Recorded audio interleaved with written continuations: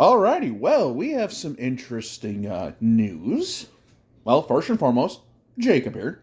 And, I was kind of debating actually talking about this, but the more I think about it, the more I'm like, I probably should, because this is very interesting in my opinion. I mean, there has to be something else here, but I guess we'll kind of wait and see, because Quasi will be addressing the media today. But for those of you who haven't heard, or maybe haven't had a chance to check social media or sports news in general or whatnot, the Minnesota Vikings have waived Jaren Hall and signed Brett Rypien. That is right, ladies and gentlemen. The Minnesota Vikings signed Brett Rypien to the 53-man roster, or I assume the 53-man roster, and have waived Jaren Hall.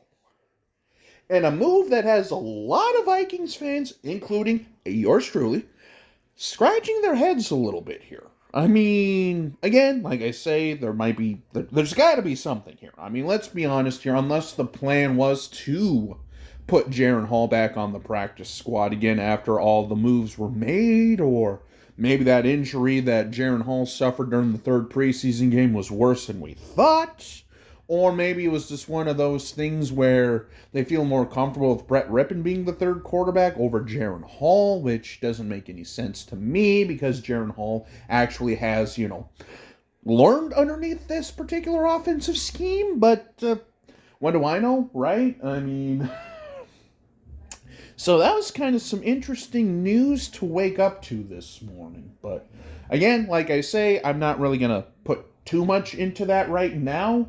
But, we're literally a week away from football. The Minnesota Vikings go out there and sign a quarterback who was most recently on the Chicago Bears, also spent a lot of time in Denver, and, I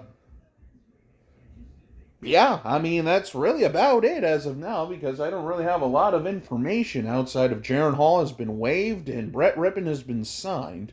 So my guess is probably Jaren Hall, if he clears waivers, will make it to the practice squad or some sort of an injury-designated practice squad route or something. I know that they did that with a couple of players. They waived them with an injury designation.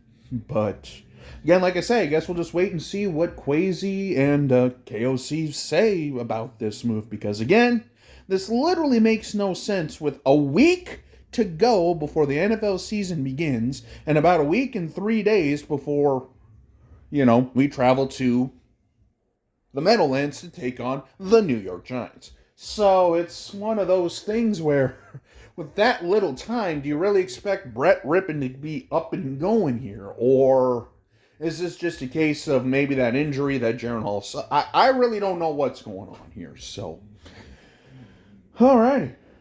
Like I say, as soon as we find out more, I might come back and make a video on this if I feel it's warranted, but just kind of an interesting move overall. So that'll basically wrap up this video. So until we meet again, this is Jacob. Have a good day.